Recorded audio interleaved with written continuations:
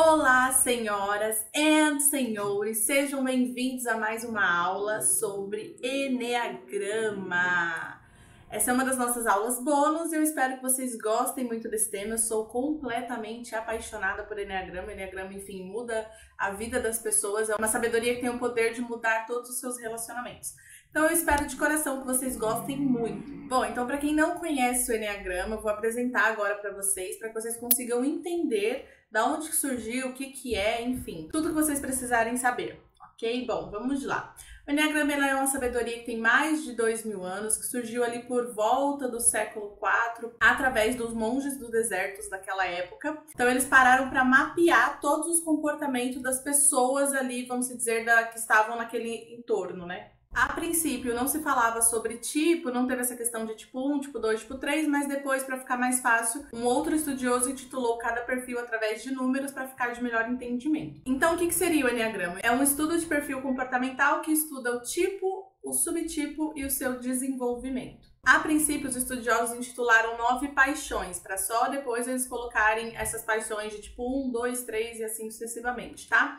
O símbolo ele é composto por um círculo que representa o todo, um triângulo que representa as 3 forças, passiva, ativa e neutralizante, e a hexade que representa o movimento. Conforme eu for explicando no decorrer da aula, vocês vão entender a origem do símbolo e por que ele é demonstrado, né? Ele foi criado dessa forma. Bom, então como eu falei, o Eneagrama ele separa as personalidades por 9 tipos, que são enumeradas de 1 a 9, 3 instintos, que são a autopreservação, o social e o sexual, e 3 tríades da mente, né? Tem a mente física, a mente mental e a mente emocional. A mente física, eu coloquei todos os nomes aqui de como que ela pode ser conhecida, porque como tem várias linhas de estudo do Eneagrama, cada linha chama, vamos dizer assim, né? Dá um nome para essa tríade. Então você vai conhecer a mente física como ativa, ou como instintiva, de acordo com a linha de estudo. A mente emocional só é conhecida como emocional mesmo, não tem nenhum outro nome. E a mental pode ser conhecida como teórica, mais uma vez, de acordo com a linha de estudo também. Bom, a mente física, né, ou a mente ativa, é conhecida como centro da raiva. Eu já vou explicar essa raiva.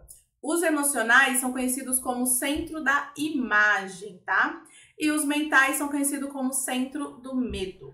Coloquei a bolinha aqui num lugar que dê para aparecer todas as informações, tá? Tá cobrindo um pouco aqui do lado, mas aqui tá escrito físicos, emocionais e teóricos, ou seja, os físicos em preto, os emocionais em rosa e os teóricos em verde. Bom, vamos começar pelos físicos. O centro físico ele é composto pelo tipo 8, pelo tipo 9 e pelo tipo 1. Geralmente, quem é do centro físico, né, a pessoa que é de um desses tipos, ela tem a parte do cérebro reptiliano mais desenvolvida, ou seja, é a parte responsável por nossos instintos mais primitivos. Isso significa que está ligado ao nosso comando de sobrevivência e às funções básicas do corpo. São pessoas que vieram para o mundo com uma interpretação de desconexão da força vital. Algumas linhas dizem que essa desconexão, né, essa interpretação de desconexão da força vital pode vir desde o ventre da mãe, então quando a criança ainda está sendo gerada, e outras linhas dizem que isso acontece logo nos primeiros instantes de vida, nos primeiros anos, enfim. Então, como foram pessoas que tiveram desconexão com a força vital, elas vêm para o mundo através da força e da raiva. Então, cada tipo vai ter uma direção da raiva diferente. O que seria isso, tá?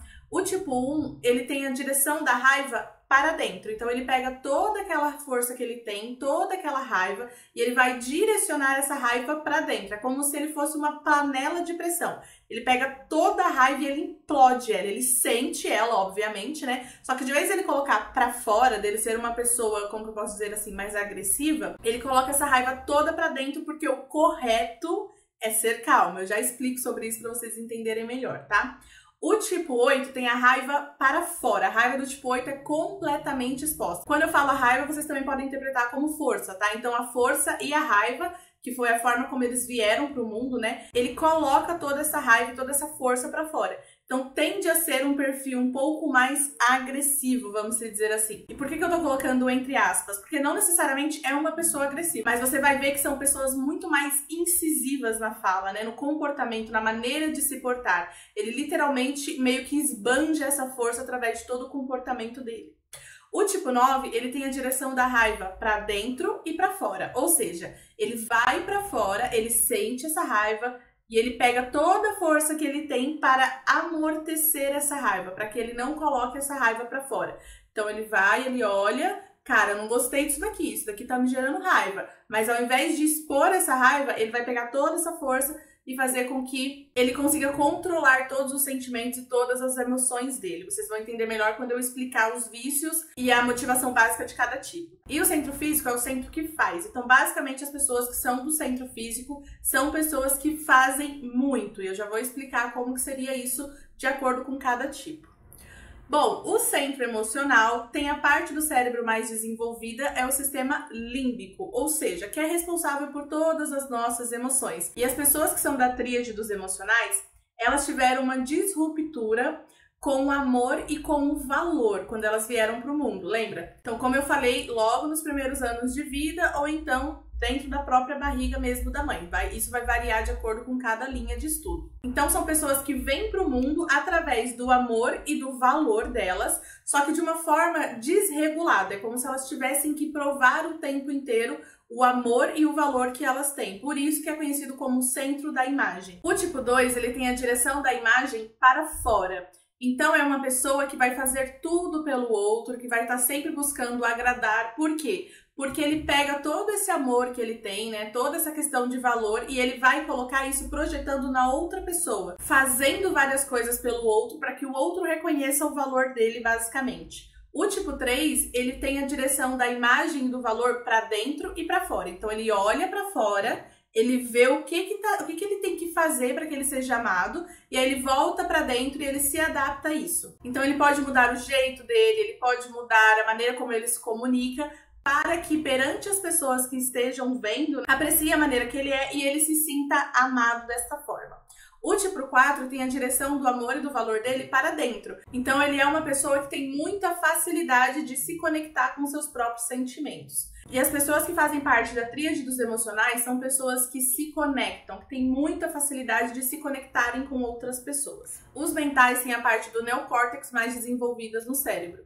Isso significa que é a parte que está diretamente ligada com planejamento, racionalidade e compreensão, tá? Quando eles vieram para o mundo, eles foram pessoas que tiveram uma disruptura com a tranquilidade. Então, eles vêm para o mundo com o apoio do controle, do medo e da insegurança. Por isso que eles são conhecidos como a tríade do medo. O tipo 5 tem o medo voltado para dentro. Isso faz com que ele queira compreender as coisas para que ele se sinta cada vez mais seguro. Seja para tomar uma decisão, para dar uma opinião, enfim. É a maneira que ele encontrou para lidar com o medo. O tipo 6 tem o medo para fora e para dentro. Então ele vai para fora, ele olha e ele sente medo. E ele vem para dentro e ele também sente medo. Então ele vai utilizar de alguns artifícios para lidar com esse medo. E quais seriam os artifícios? Geralmente, tá? Eles tendem a montar clubinhos, que é para eles ficarem sempre rodeados de pessoas. Eles tendem a ser muito bons em relação a processos, a gestão de risco. Por quê? Porque eles vão tentar calcular de todas as formas a maneira com que eles vão ficar mais seguros. Seja utilizando as pessoas, mas assim, de uma forma totalmente inconsciente. Então, quando eu digo utilizar as pessoas, seria formar grupinhos de amigos, formar ali grupinhos no trabalho, ou seja, através de processos bem estruturados. O tipo 7 tem a direção do medo para fora. Então, ele vai olhar para fora e ele vai sentir medo. E como ele está distante do centro emocional, ou seja, ele vai ter dificuldade de lidar com as suas questões emocionais, ele vai utilizar todos os artifícios que o mundo oferece para que ele se sinta mais seguro. É como se ele tivesse uma interpretação de que ele fosse morrer a qualquer momento, que ele tivesse desprotegido de tudo. Então ele vai querer aproveitar tudo que o mundo tem a oferecer. Ele tende a ser um tanto quanto impulsivo e imediatista. Isso vai variar de acordo com o nível de desenvolvimento.